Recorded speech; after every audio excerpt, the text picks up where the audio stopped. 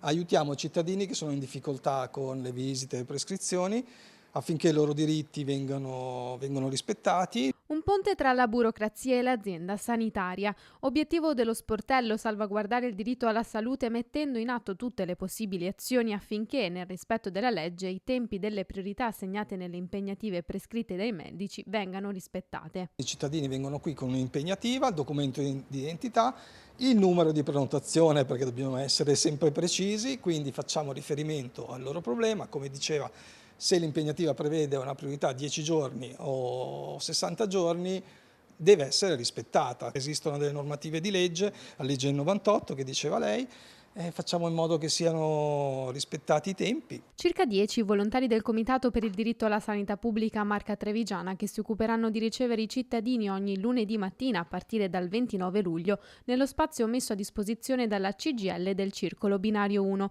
a 2 passi dalla stazione dei treni di Treviso. Iniziative già presenti da almeno un anno in territorio nazionale e da qualche mese anche in Veneto. Sono già attivi a Mestre, Marghera, San Donà nel Veronese. Treviso è arrivata solo adesso, è arrivato a fine luglio perché noi non chiudiamo per ferie, noi apriamo per ferie, quindi aiutiamo la cittadinanza che non può mettere in pausa il problema della salute. Si può venire direttamente allo sportello, quindi nella fascia oraria dalle 8 del mattino fino alle 10, oppure abbiamo un numero di telefono, una pagina gruppo su Facebook, abbiamo la mail, una mail Gmail, quindi codisap.tv@gmail.com.